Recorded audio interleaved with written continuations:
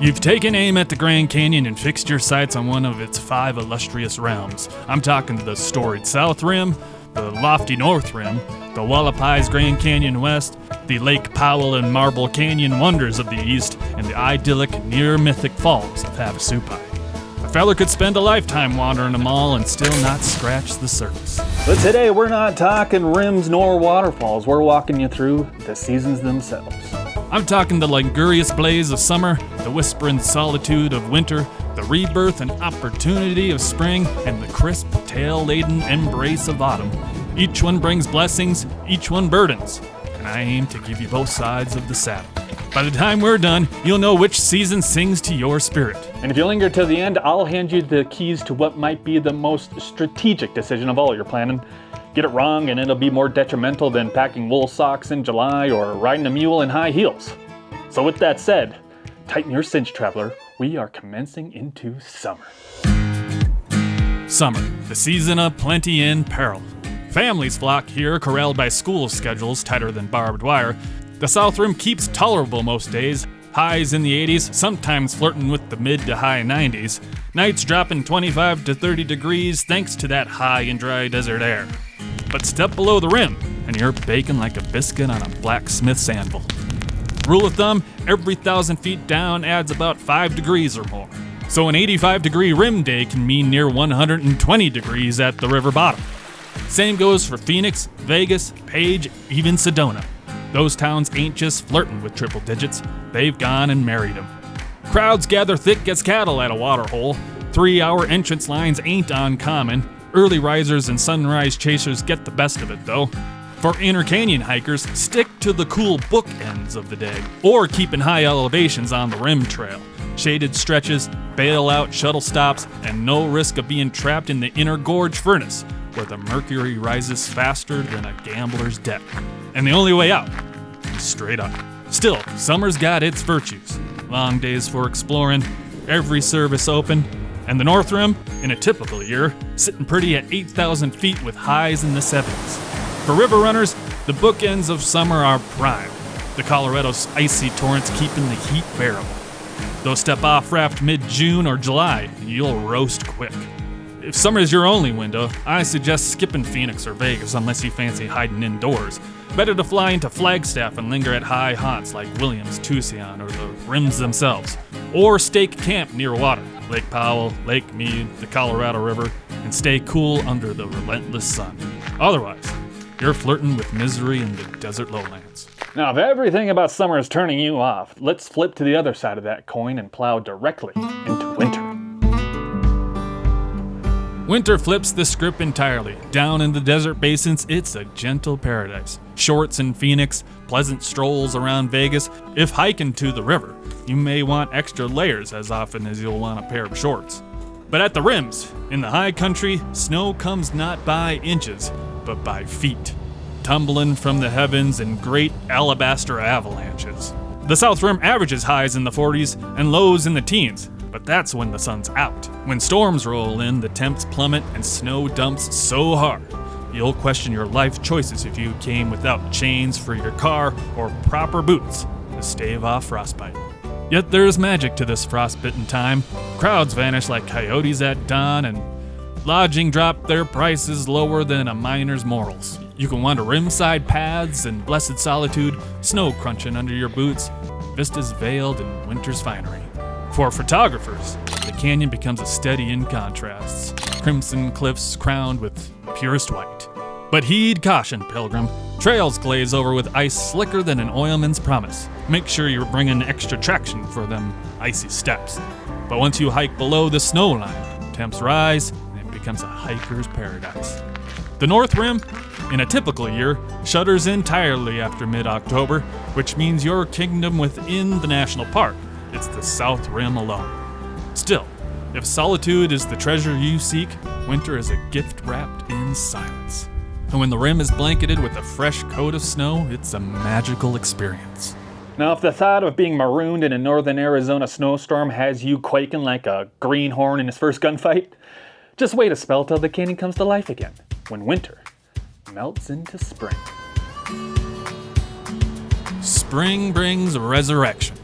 Winter's cloak recedes and the canyon dons a patchwork quilt of wildflowers. Primrose, lupine, paintbrush splashing colors across the high desert as if Mother Nature raided an artist's palette. What are usually dry creeks suddenly run wet, with side canyon cliffs turning into waterfalls.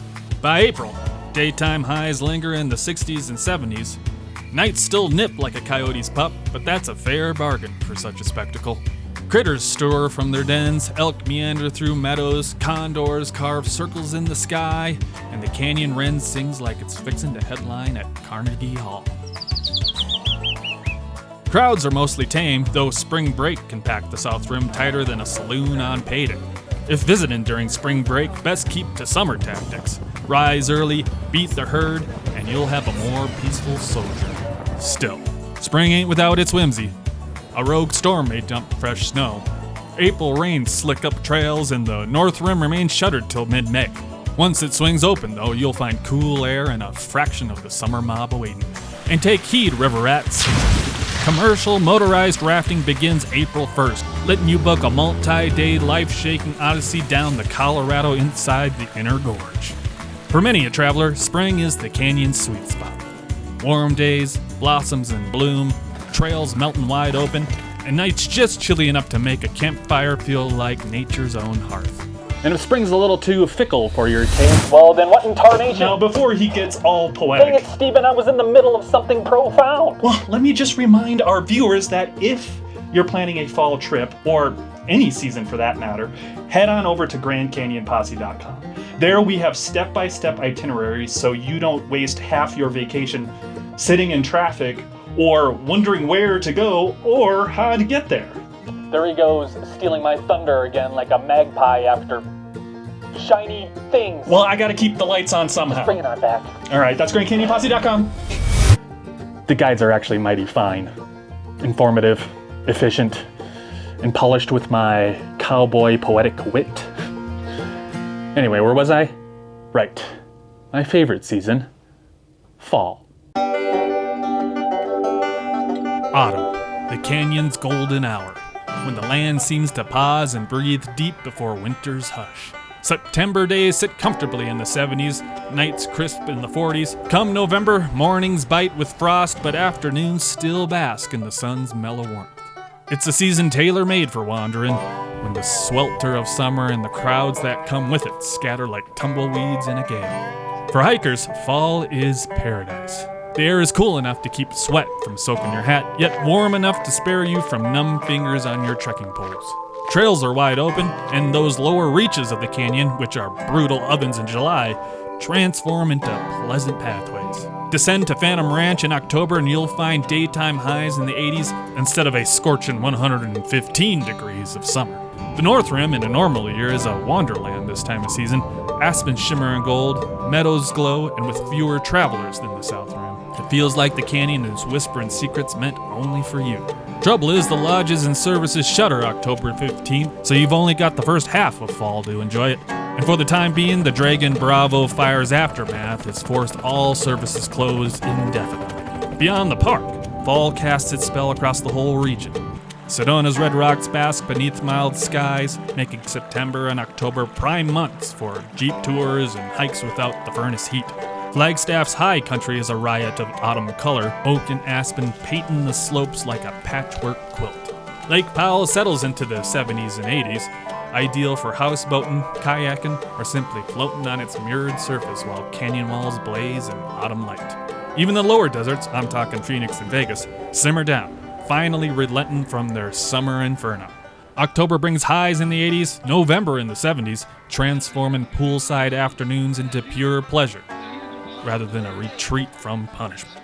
Weather in the fall ain't without whimsy. September still hosts the tail end of monsoon season, which brings brief but dramatic thunderstorms that sweep in with lightning and vanish in minutes, leaving behind cool breezes and skies scrubbed clean. By late October, snow might dust the rims, a reminder that winter is lurking, yet these shifts bring gifts. The smell of sage after rain, the sight of clouds rolling through the gorge like ghostly cattle, and sunsets so rich in crimson and gold you'll swear the heavens themselves are on fire. Lodgin availability improves as crowds dwindle, but September still books quick, so don't get complacent. October and November, Easier to snag a room, cheaper too. And for those who want to dodge the last vestiges of summer chaos, heading in after mid-September is a fine strategy. All told, autumn may be the canyon's finest season. The crowds are tame, the weather's forgiving, the trail's wide open, and the whole region, from Vegas showrooms to Phoenix golf courses, from Sedona's mesas to Lake Powell's waters, seem to conspire in harmony. If summer is a brawl and winter is a whisper, autumn is a grand ball. Stately and sublime. If I had to bet my boots on one time to visit, I'd lay 'em down for fall. Now don't go hanging up your spurs just yet. The canyon ain't just about when you go. It's also about where you plant your boots. If you're flying, Phoenix and Las Vegas may be big name hubs, but they'll cost you hours in the saddle. Whereas regional airstrips like Flagstaff, Page, or St. George can land you closer to the action and spare you a half a day or more driving in your horseless carriage. Because if you think you'll breeze into Vegas, pop over to the canyon by day and be back at the blackjack table by night, friend. You've got another thing coming. Yet, on the other hand, them smaller towns just don't have as much action. Now, to wring all the gold out of this here journey, you're gonna have to pick your home base wisely. And lucky for you, that's exactly what I'm gonna help you do in my next video here. The pros and cons of every town and metropolis to start and end your journey. Plus, the hidden gems along the way that most people just ride on by. So, until our paths cross again, I will see you on down the trail, my friend.